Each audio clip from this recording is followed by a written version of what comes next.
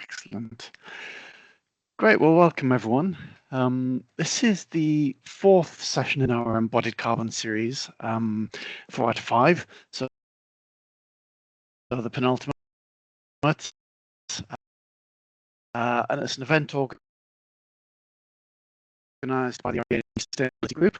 And we've got some other volunteers from the Sustainability Group this morning as well. We've got, I think we've got Will Mawson. I was online a second ago. We've got Jason Gibbons. Jason, give us a wave. Jason's actually in person at the Farrell Centre this morning. For those of you who don't know, this is a joint session with the RIBA Northeast Small Practice Group. So they're going to be having a series of events at the Farrell Centre today. So as you can see, we're recording this event. We're going to make it available online, and we'll share the link in our social media. I'm going to share our my slides in a minute. Let's just do this. Yeah.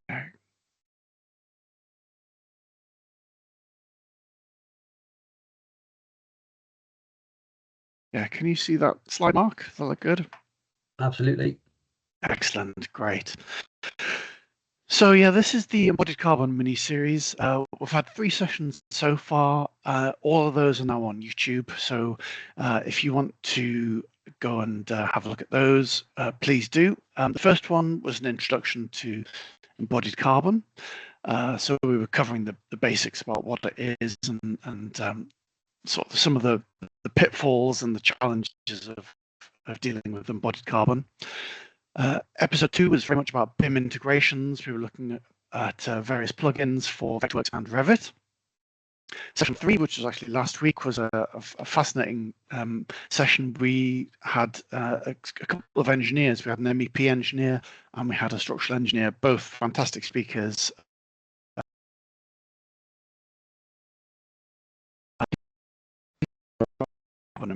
Emissions. So I recommend that. Well, I'd recommend all the sessions, but that one is also available on YouTube. Looking ahead to our final session, that's in 2 weeks' time. That's going to be looking at case studies, so very much embodied carbon calculation and practice. I'll say a bit more about that event right at the end, but essentially we've got 2 speakers. They are recent winners of the RIBA Northeast Awards. And they'll be talking through their projects and how they calculated embodied carbon on those projects. So we've got a big new build project, and we've got a small new build stroke conversion stroke retrofit project. So 2 very different projects, 2 different speakers, but both with sort of valuable insights into embodied carbon in practice. So today's session is focused on embodied carbon tools for smaller practices, very much about sort of lower price points in terms of purchasing the software, and hopefully a bit easier just to navigate, really. I mean, there's some fairly established embodied carbon tools out there, that perhaps larger practices use. I'm thinking of things like one-click LTA, for example. We've heard from speakers about that earlier in the series, but they come with quite a hefty, price tag or subscription cost. So yeah, this session very much aimed at smaller practices. Our speakers today are going to talk for about 20 minutes, and then we're going to have a Q&A session at the end. So please do leave your questions in the chat, and we'll pick those up at the end. And we are going to finish at 10:30, so no more than the hour. So don't worry about you'll be able to get back to your desks afterwards. So our 2 speakers joining us. Tom's an architect and he's a director at Studio Bark. He's spearheaded initiatives to develop in-house energy modeling, retrofit assessments, and lifecycle whole carbon accounting processes. Tom helped found ACAN, where he currently serves on the steering group. and also periodically gives talks and guest lectures on the intersection between architecture and climate activism. Tom's this morning, he's going to talk to us about the small carbon, which is a tool that's been developed by Studio Bark. And next up, after Tom, we're going to hear from Daniel Dyer. Daniel's an architect and a passive house designer. He's also an associate at Mawson Kerr Architects. Having moved recently to Leeds, Daniel's expanding Mawson Kerr's footprint so they can deliver more innovative, high-performance projects in Yorkshire. He also continues to support the team here. Just bear with me, please. Yeah, so he's continuing to support the team here in Newcastle as they scale up to larger housing schemes for developers seeking to bring the qualities from these homes to a wider market. Daniel this morning is going to be talking about how he uses the embodied carbon module on the AECB pH ribbon, which is an Excel-based product. So, yeah, looking forward to hear what both speakers have to say this morning. Let's start with Tom. Tom, if you want to share your screen, take it away. We'll look forward to hearing what you've got to say on small carbon. Great stuff. Can you guys see that okay? That looks great. Yep. Great. Well, yeah, good to be here this morning, and yeah, thanks for the invite and intro, Adam. So I'm going to talk about small carbon, which is a tool that we've developed over the past couple of years, specifically with the kind of needs of these in mind. So yeah, briefly to introduce ourselves, we are a small practice based in East London. We're currently around 15 people. Our sort of bread and butter, I suppose, is bespoke housing in the countryside, often using timber or other kind of natural materials. We also have something called U-Build, which is a kind of kit system. So it's a sort of modular self-build system designed for disassembly. So this is currently operating as a separate company. So I won't dwell on this for too long, but just to set the scene, I suppose, about why we're talking about carbon at all. I don't know if anyone's been to see the sort of national emergency briefing screenings. So there's currently sort of hundreds of screenings happening all over the country. I went to the weekend and very much recommend it. So yeah, this film is actually a really nice summary of a lot of the things that we all know, but it's put together in a sort of very concise form. So yeah, all of this is happening in the context of the imperative to decarbonize. And in the UK, we do have legally binding targets that we've set on that. And yeah, the government's watchdog has said that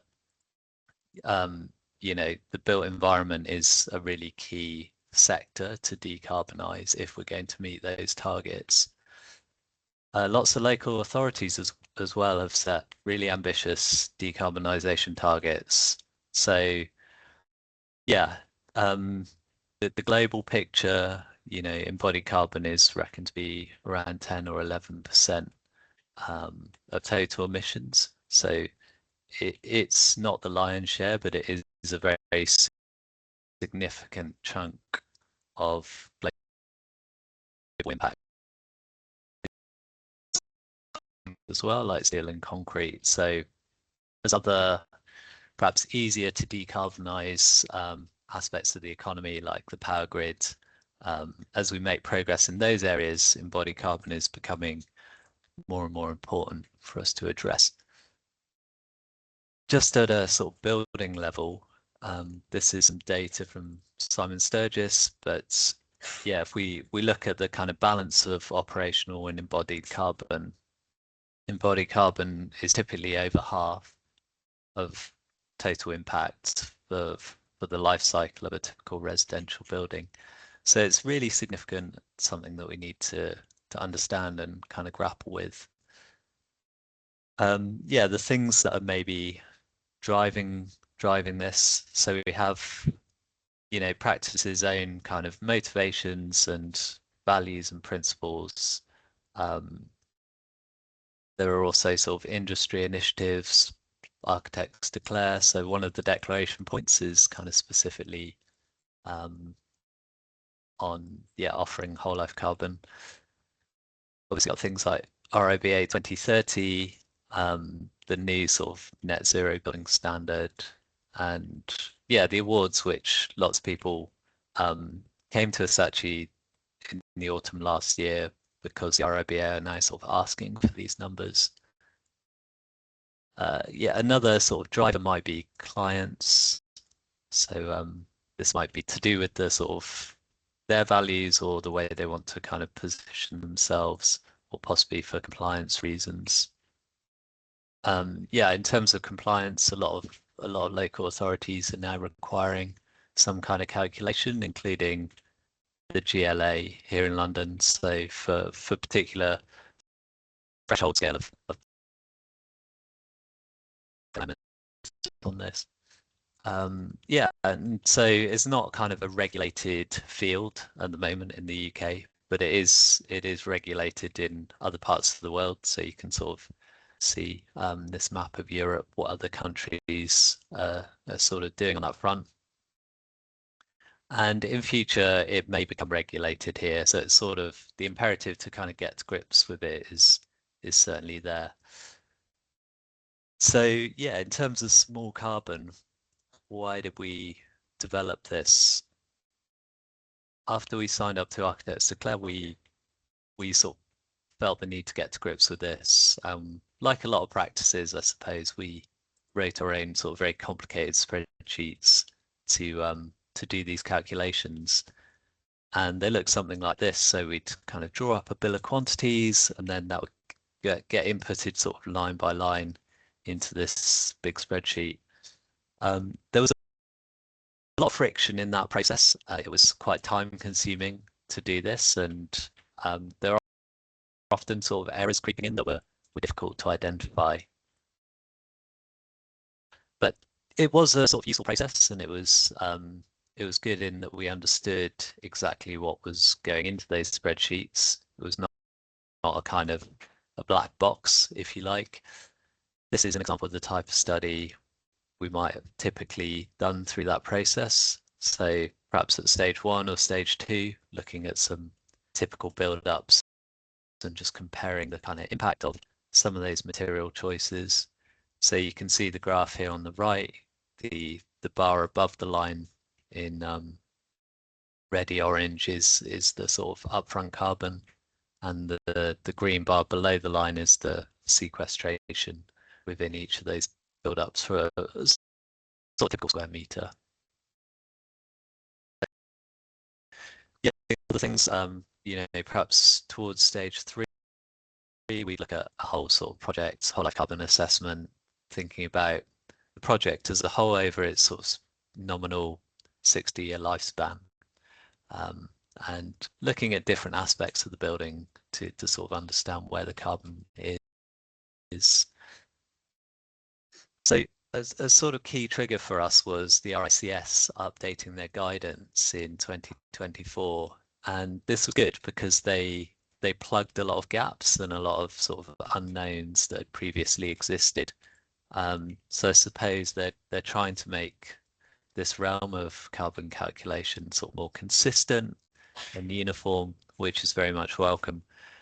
In the process of doing that, the calculation has become more complicated.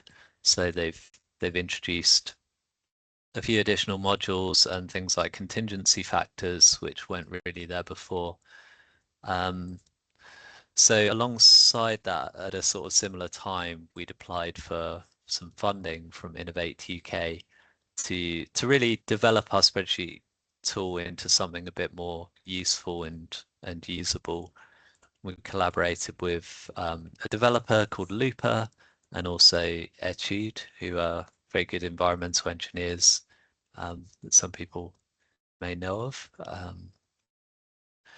So we were lucky to receive that funding from the Creative Catalyst Fund, and Yeah, the first thing we did really was to survey our peers in the industry and to try and understand what are the key challenges that other practices are facing.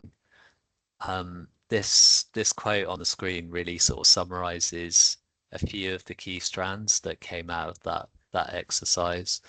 So there was a kind of this tension of trying to undertake an early stage assessment when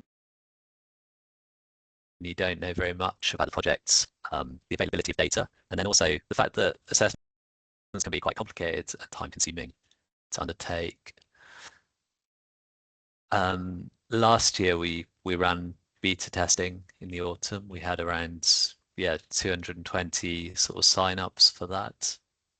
And approximately half of the kind of practices who signed up at that point stated that they don't undertake any kind of carbon assessment currently. So we feel there's a sort of gap in the sector at the moment for people who are maybe interested, would like to undertake assessments or understand carbon and integrate it into their workflow, but maybe don't really have the tools or are not quite sure how to do that at the moment. So for now, Small Carbon is very much focusing on the early stages. And you've probably seen versions of this graph in other presentations. And there's a bit of a tension because in the early stages, that's where you have the greatest scope to reduce your carbon impact, but it's also where you know the least about the project. So the tool is sort of trying to grapple with that paradox and help people to make lower carbon decisions. In terms of how it works, it's very simple.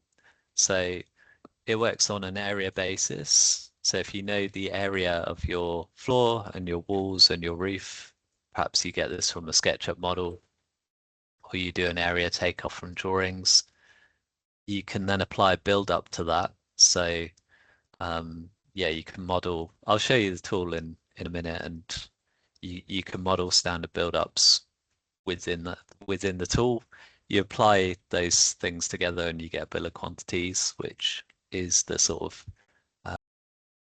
um, the basis for the calculation, really.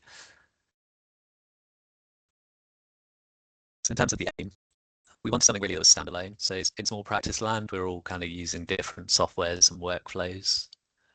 We wanted it to be customizable so that people can really feel like what they've modeled in the tool is actually a good reflection of what they're intending to build or make.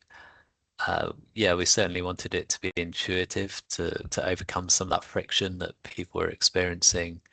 Adam mentioned affordability at the start of the session. That's a key sort of goal. And then the last point sort of is maybe the overarching aim, which is really to sort of target smaller practices, which account for 80% of all practices, just in raw terms. So those are the kind of aims. I will. Can you? What are you seeing now? Do you see the tool? Yeah, it looks like we're seeing a dashboard on it in the Yeah. tool. Okay, great. So Small Carbon is a web app. So when you create an account, you can log in, and you have your individual sort of account. You also have an organization, which allows for sort of collaborative working across accounts. And there are essentially three kind of areas to the tool. So there's the library, which is broken into two subsections. So you've got materials and then also build-ups. And then there's the projects area. So just to dive into the library, this is really the kind of foundation of the tool. So within this, you have kind of different categories of material, different subcategories, and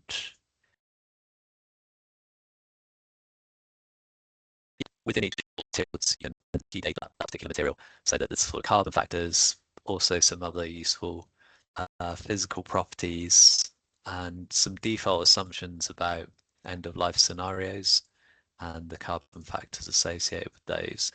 So a lot of this data has come from the ICE database, which people are probably familiar with.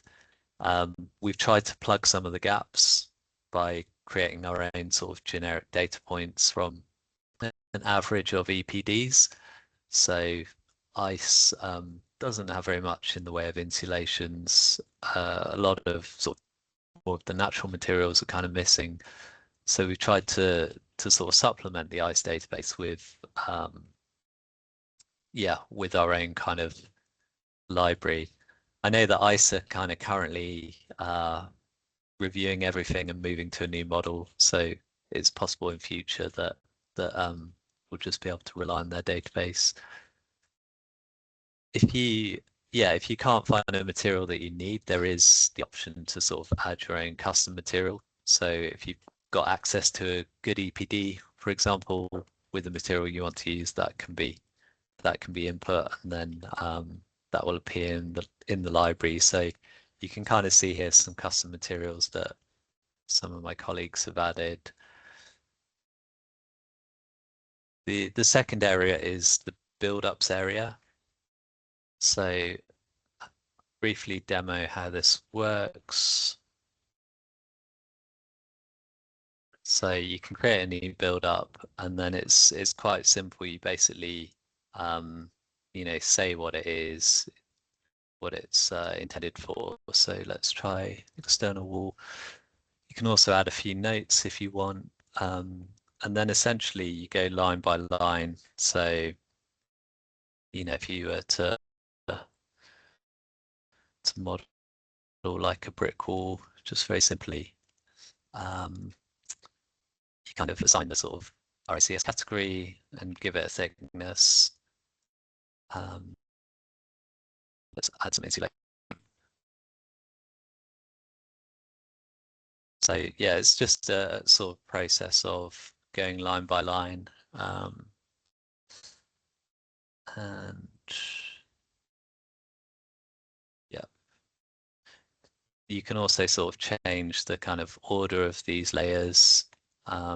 You can duplicate them as well. There's also a function to add what we've called child items. So if you have timber studs, for example, you might want to add a sort of softwood timber stud. You can specify what the sort of width of that is, and also the spacing. So then that'll kind of appear in the build up.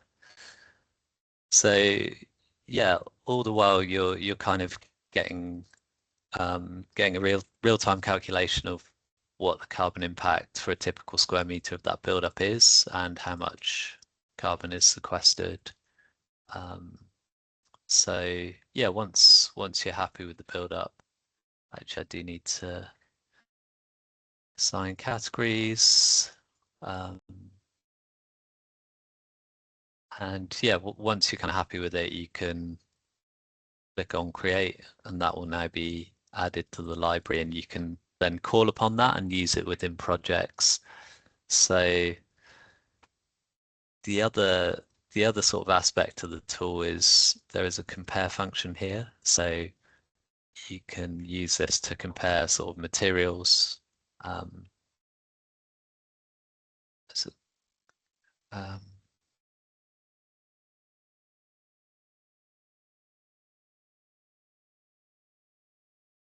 it's always a bit dangerous live demoing, isn't it? Yeah, so for example, insulations, let's say, if I wanted to get a sense of the relative performance of sort of insulations. So yeah, that's sort of quite interesting to get a comparative graph on a sort of per kilogram kind of basis. You can do the same thing with build-ups, and there's also a sort of function to compare different versions of projects. Maybe just before I sort of finish, I can quickly show you the project setup. So yeah, essentially fill in a short survey to set up a project, and you'll select what kind of typology it is, select the stage that you're at. Yeah, a few other details like anticipated year of completion and the sort of project context. There's some other information you might input like GIA. So just all the sort of basic kind of parameters of the building. You have then have the option to input the kind of areas, or you can skip that and kind of come back to it later. And then there's a piece on operational energy. So it's not an energy modeling software. And if you want to include for the operational component, you have to have done some energy modeling somewhere else, like either dynamically or with PHPP, or yeah, had an energy assessor carry that out. So if you haven't done that, the tool won't sort of yeah, won't allow you to undertake the kind of um, operational carbon calculation. So yeah, the other thing you select is the kind of anticipated heat source. And then once you've done that, the project should be added. So you can see down here, that's been added to my list of projects. I don't currently have any kind of materials in here. So yeah, you'll see the kind of 4 tabs at the top. There's the overview that shows all that basic information that we've just added. There's then a quantities tab. So if I want to get some sort of results out of this, I need to add the quantities. So if I just try and add that build up that I made, so yeah, you can either measure the area from your model, or you can have the software sort of undertake that calculation. And yep, so here's, I can see from the drop down menu, here's the build up that I made just earlier. So I can click on that and add it to the project. It'll then recalculate, and it's sort of appearing now within my build ups. You might have some other elements that you want to add, like you might know that there's a certain amount of structural primary structure that's not really part of the build up that you want to add separately. So you can do that within the materials tab. There's also an allowances tab. So based on how you've answered the questions, like what the typology is, it will make some assumptions about MEP, and it will tell you what those assumptions are for each module. Oh, yeah. On so that's the quantities. You've then got a calculation tab, which is it basically deconstructs all of the build-ups and then sort of goes line by line per material to do the calculation across all those sort of life cycle modules. So this is the big scary table, and then the final tab is the kind of results. So you can look at upfront, embodied over life cycle, and operational. You can look at the total, or you can see it per meter squared, which is the sort of perhaps a more typical way of doing things. Yeah, further down, you've got a more granular look. If you wanted to kind of interrogate particular modules, you can get all those numbers and again sort them, or normalize them by floor area if you want to. There are some graphs as well at the bottom, so you can look at things in terms of the RICS categories, or in terms of NRM, or by building element. Yeah, so MEP is big. We've not really added very much to this project yet, so that makes sense. So yeah, that's the basics. The other thing you can do is kind of optioneering. So you can create different versions of the project. Yeah, and then you get some data about how those versions compare in terms of upfront and embodied, and you'll also get some graphs. This actually isn't a very good example, but it's the one I've clicked on. You can also select which benchmarks you'd like to look at and compare against. So yeah, just quickly to finish up. So in terms of where we are at the moment, we're sort of still in development. It's very much a work in progress beta. We are there's currently a call out for sponsors, so other practices who might like to be a part of the project and help fund it effectively. Yeah, we've currently got, I think, 8 or 9 sort of sponsor practices. We're going to be closing this sort of this sponsorship thing at the end of the month, at the end of June. Yeah, if you're interested in what we're doing, you'd like to keep in touch, then do follow us on the socials. There's also a specific mailing list for small carbon. I can maybe paste this link into the chat after presentation. Yeah, that's it from me. Thank you. Tom, thank you. That's fantastic. And I was frantically writing down questions as you were going through that, and then I think you've answered pretty much everything. So, but if people do have questions for Tom, please pop those in the chat, and we'll pick those up at the end. So let's move straight on to Daniel. Daniel, we've compressed your time. We've compressed your time a little, but we'll blame Tom for that. Please share your screen and carry on. Right, can you see that? It looks good. Great. So I'm going to talk about the Passive House ribbon, which is, well, I found it earlier today. It exists in 2 formats. The format that I'm used to is that it exists within the PHPP, so it's an Excel-based add-in, and it allows you. It's kind of integrated into Excel, and it allows you to add carbon modeling onto your Passive House planning package Excel spreadsheet. So it can automatically pull information from your PHPP and use that, and then it's got an integrated database of the environmental product declarations, the EPDs, so that it's really useful, a bit of software particularly if you're already using a PHPP and you've measured all your build-ups, your U values, because it can take the information from that and reuse it. So I'm going to just talk briefly through one project that we use it on, which is a passive house that we completed in Warkworth a few years ago. And it's a timber frame passive house. It's still England's most northerly passive house. There's a few in Scotland, but we'll forget about those. But but I'm sure there's a few people in the room trying to build one further north in England. And it's a house for a retired vicar. She travelled the world a lot in her life and collected lots of things, so that the house became. It had lots of storage built into it, so she could have place for the things she'd collected. And then also, it was about the design of the house was about the place. It was about that area of Northumberland and also the views out to the coast.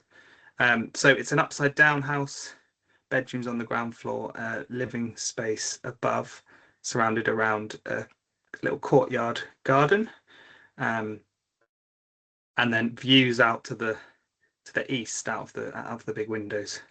And so the client was always very focused on a low energy, low carbon approach. She'd been kind of friends of the earth, which sounds quite old fashioned, but she was doing that since the 1960s, I believe. So she always wanted it to be sustainable. She wasn't too worried about passive house certification. It wasn't a focus of hers, but when we said we could get there, she was very happy to go along with it. So a lot of the materials are low carbons, local stone. There's a lot of timber. The main insulation in the wall build-up is cellulose, and there's a little bit of rock wool, and there is a bit of PIR and EPS in various sections, but relatively low carbon. It was built on one of these insulated raft foundations, which are relatively good carbon-wise because they create quite a thin slab and you don't have deep trenches of concrete everywhere. but that was kind of the main carbon cost on the project.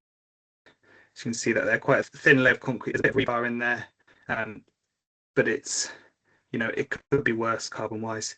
Then a lot of timber in the build up, and then we were pushing to get to passive house certifications. There's a bit of additional insulation that have gone in to get there. So yeah, relatively thin slab with the concrete, and then that got poured in, then you get the sole plate, and then from there you're very, very low carbon. Your timber frame goes on, which was insulated with cellulose, which is like recycled newspaper, so just fiber based. And you've got then the boards inside outside. You had eye studs in the frame.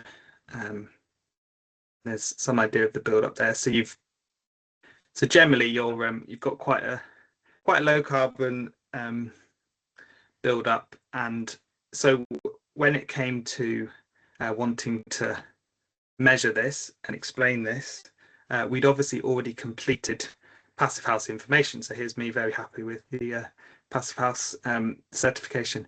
And those of you who've gone through it know that it's a very it's a process that includes a lot of measuring. I think Mark might have said this one, what you get measured gets managed, but it's quite an important thing when you think about passive house design, is that you're forced to measure your building and think about your building as a quantity, which comes in important when you think about carbon as well. So you'll have to measure the size of every wall, every roof, every floor. You'll have to measure every window. You start to consider things like form factor, so the efficiency of the external envelope to the internal envelope. You start to trade off those elements. So maybe planning or window positions or something aren't optimal, but you know they're important, so you stick with them. But you become aware of the numbers behind a building, which we don't want to completely dominate our way of designing, but it's helpful to be aware of. It's also helpful when you're trying to reduce costs and also think about carbon. You're thinking, how much stuff have we built? How big is this thing? How efficient is it? It's an important part of the design process to have a handle of how big is my building, what does it weigh, what's it made of. So you do these sort of things. These are just basic polygons you put over your model to measure the size of the thermal envelope, and this is all getting recorded in your PHPP as numbers, basically. You're doing the same with windows. You're recording every window size. You're applying a frame to that, which is then calculating it's removing an area of glass from the edge and making that frame. So you've got the exact size of your glass, the exact size of your frames. Basically what I'm trying to say is there's a lot of information in your PHPP about your model, and then when it comes to modeling the carbon, you don't have too much to add on, which is why the passive house ribbon is a really useful additional bit of software. But one way to think about it is when you model the PHPP, you might exclude, or you do exclude, certain elements which aren't relevant to the thermal calculations. So we on this one generally excluded the outer leaf, which was acceptable to the certifier, and the cladding. So we just took it to the external wrap of the building in terms of all your U values and build-ups. But everything else within that thermal envelope is recorded in your U value calculation, which is what the PHPP is able, sorry, the passive house ribbon, which calculates your carbon, is able to read from. So you're not just having a measurement of your wall, floor, roof sizes, you're also then applying to that all the wall build-ups. And when you add all that together, you've got most elements of your building. But yeah, so maybe if I was to say the building that I've actually recorded when I've measured it in PHPP probably looks something like this, because I haven't included the external stonework and cladding in the model. I haven't included maybe the aluminium sills, they're not in the build-up, any steel canopies, any balustrades, they're not part of the thermal envelope, so they're not recorded. So those are the elements that you start to have to add in, things that finish off the building. So yeah, so this is I used it a few years ago. There's probably some updates for it, and Tom mentioned the 2024 RICS changes, which Passive House Ribbon has followed and updated to, so it is current with all of that. But basically what it's going to allow you to do, the embodied carbon calculator, is it's going to allow you to add your materials from your PHPP, then add your windows from it, then add your finishes. So that's then all the elements which aren't part of the thermal envelope, but obviously needed to be recorded to create a full picture of your building as an element in terms of carbon. So you add your finishes, your internal walls, intermediate floors, roof coverings, and then there's other things that can be added like the PVs, other materials. You can add them by weight or length. So here you've got an example here. So the PHPP ribbon is reading from my U-value calculations, and then allows me to import them into the carbon model. Then you've got a similar thing with windows, and there'll be some manufacturer's data in here, which is really useful. So you're not having to get the data yourself. If the manufacturers have provided it, then it's going to be able to go straight into your model. And then additional elements of construction you're going to be adding in, and anything else. So including, important in carbon to measure air source heat pumps and ground source heat pumps, and the refrigerant that's present in those, and the life of the unit, because you're going to then have to dispose of that refrigerant and use it again. So Tom's talking about horrible tables. Here's the horrible table that comes out from the Passive House ribbon. This is an example of the house we've just looked at. It helpfully highlights in reddy pink the worst offenders. So as you can see, that reinforced concrete slab was a big chunk of our carbon on this build. Then you've got windows. There was quite a lot of large format glazing. You've got the plastics in the insulations. A lot of it was natural, but there was some plastics insulations as well. So that's got some carbon cost. But then a lot of it is very low, and there's also a lot of sequestered carbon. So this may have been updated on the later versions, but we were able to pull out it works with lots of the different criteria for carbon. So LETI and RIBA 2030 was noted on here, and it allows you to choose whether you're sequestering or not, and different standards have different ways of doing it. And I guess a really helpful thing to say is that I'm not like we're not regularly doing carbon calculations. Well, I guess we're doing them more often year by year, but it's not the day-to-day job of the practice. Like everyone else, I'm sure you're all very busy wearing lots of different hats. You're if you're doing Passive House, you're working on reducing the heat demand and the general efficiency of the building. So having a bit of software like this that just goes that extra step to add on to the work that you're already doing is really helpful, because you've put so much effort into measuring and recording the building for the Passive House process that it's useful to just have a little bit of extra process to be able to take that to carbon calculations that you're going to need to do it. So by these metrics, it's doing pretty well. It was hitting the 2030 targets. So we were pleased with those results, and it got an RIBA award. I think it was 2 years ago in the Northeast, and obviously you had to submit carbon calculations for that. So that's a useful carrot for like focusing on having a process for recording carbon is that you're going to need it if you want to submit for RIBA awards. And I guess one thing that the model helps us know about is that obviously timber is very good in terms of carbon. You can sequester carbon, and we work with the engineers so that this corner window is all made in timber. There's no steel cantilevers or anything, and I guess those sort of design decisions and being focused on finding the lower carbon solution is the reason why this house is relatively low carbon. So it's really important to work with the engineers and others to find those solutions that don't use steel. And there was really helpful talks last week. If we can find ways with foundations to do lower carbon solutions, potentially building with stone or other materials, that would be a way to further improve this. But yeah, I've gone through quite quickly, but hopefully that's enough for you. There's just to say there's other parts of the Passive House ribbon.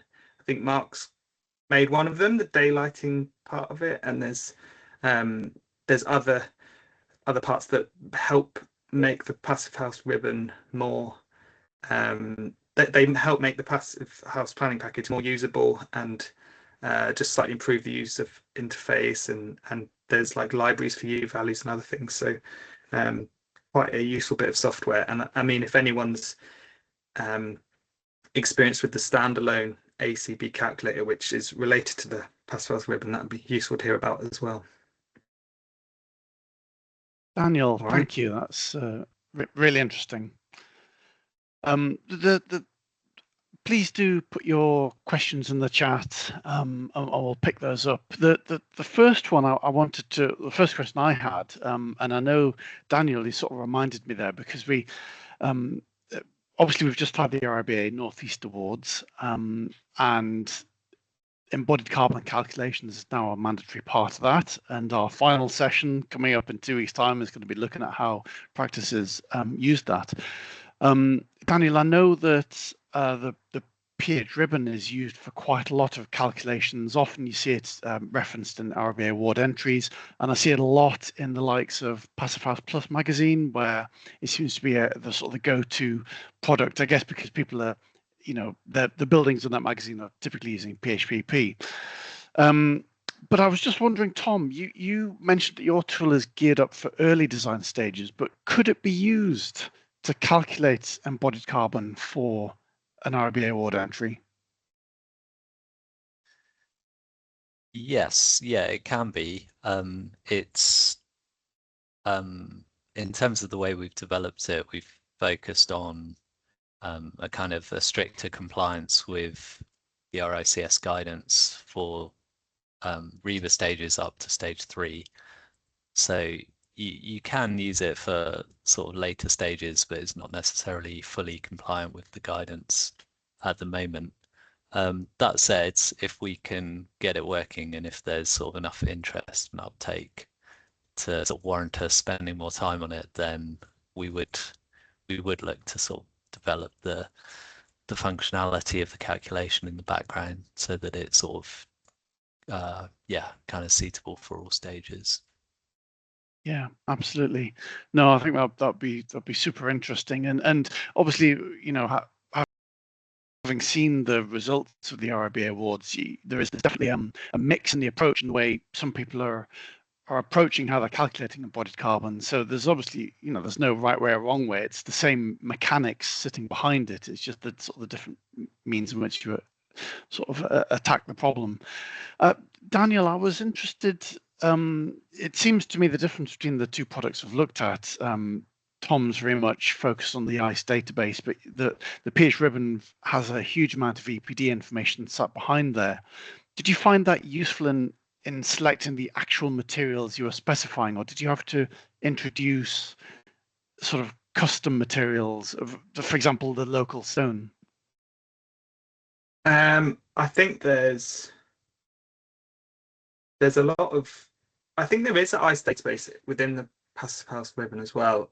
There's a lot of, I can't remember exactly the value I got for the local stone. It might have been a more generic value, which actually probably gave me a worse score than I could have got, because it was from just up the road. But yeah, you need a value that you can kind of know isn't too light, so you try and go slightly conservative on it. But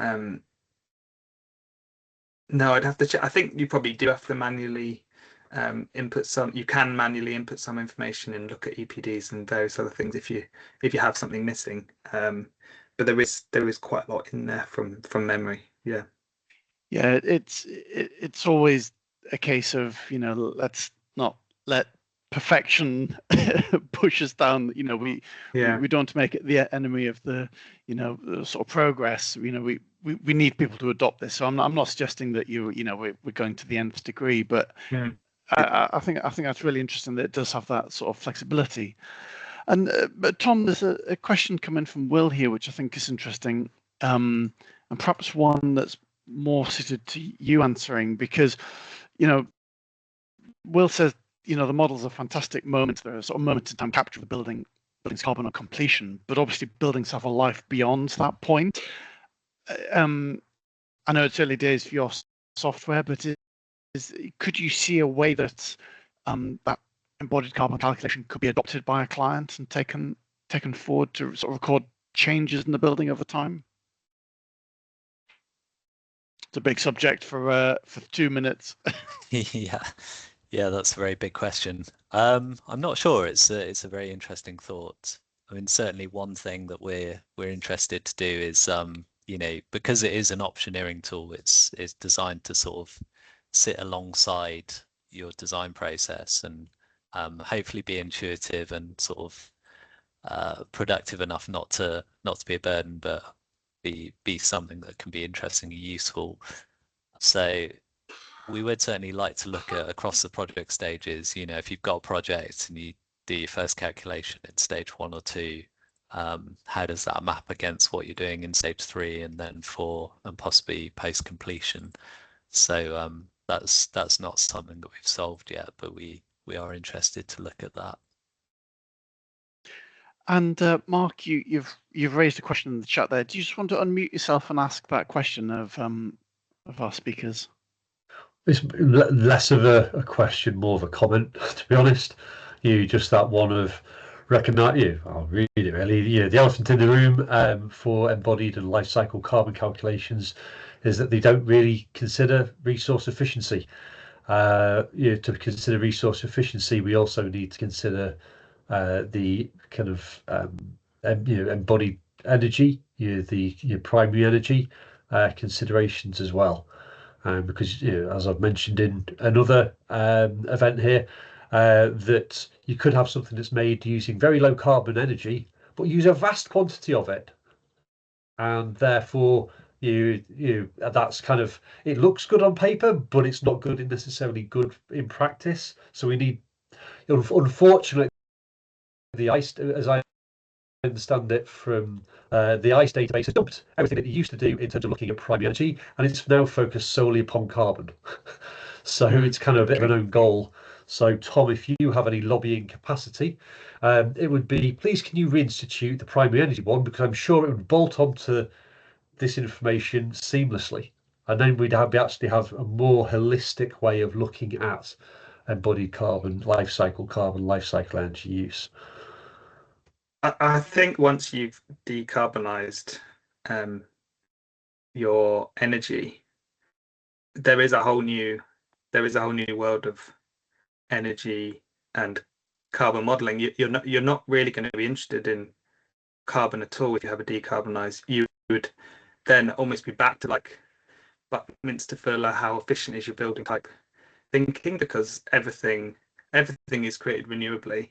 So you need to use that renewable energy as efficiently as possible so that you can do more with less, I guess. But I don't disagree that it would be helpful to show both at this stage as well. We've had a question in from Jason, who's unable to access the chat. Give us a wave, Jason. Jason's at the file center at the moment. But yeah, a really interesting question that Jason's raised was the sort of the pricing point. I know, Tom, you flagged up a slide there which looked like sponsorship pricing, but do you have I know it's not a product that's been launched yet, but do you have a feel for where how that pricing model will work once you launch it? Is it a subscription based? Is it a one-off payment? Yeah, it's a good question. I can't really give a definitive answer because we're still sort of working it out. I think the feedback that we got, some people have quite a strong preference for like a pay per project model. Others are sort of happier with like a subscription we would like it to be affordable. So, you know, for perhaps a sole practitioner or a small practice, like 10, 20 quid a month, something like that. Perhaps for a medium practice, more like around the 50 mark. So those are the sort of ballpark numbers that we're sort of thinking of. But yeah, it's a bit of a balance between making it accessible and affordable. We'd obviously like there to be an income stream that we can then use to pay developers to improve it and keep it maintained and all that sort of thing. So still working that out really. Yeah, brilliant. And that paper project model sounds really interesting, particularly for people who are interested in having a go, understanding what's possible. And with regards to the PH ribbon, Mark has kindly popped the sort of the costs of all of those products in the chat. So look back and see those, but they're not crazy, definitely not crazy expensive, definitely very accessible to smaller practices. So I did say, you know, that we do have other comments in the chat. I did say we were going to finish at 10:30, so I'm going to draw it to a close and thank once again both our speakers, Tom and Daniel, for taking the time to prepare for this morning and to giving the presentation. Thanks everyone else for coming along. And as a final reminder, the final episode in this mini series is in 2 weeks' time, 2 weeks today, so that's the 24th. It's back to our normal time of 8:30 a.m. It's an online session, so it's a breakfast session, and we'll be looking at case studies of embodied carbon calculation and practice. So we'll have 2 speakers looking at how they actually calculated embodied carbon for their projects for the RIBA Awards, the recent RIBA Awards. They're both our speakers are award winners, so they must have done something right. So thanks everyone, and we'll look forward to seeing you then. Yeah, Thanks very much. Cheers, guys. Thank you. Thanks, everyone. Thanks, Daniel. No problems. Yeah, brilliant.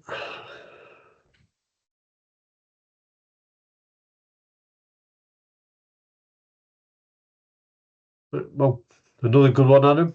I think, sorry, Mark. Sorry.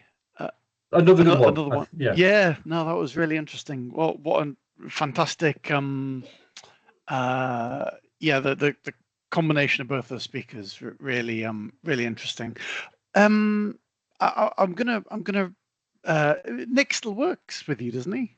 Yeah. Yeah. So I was really interested to see that Tom shared the slide of the national emergency briefing, and that Nick raised that, because I actually saw that last week, and absolutely fantastic. And half of me wondered whether there's an event in the autumn themed around that, whether we have a perhaps at the Farrell Centre have a showing and then have a debate afterwards.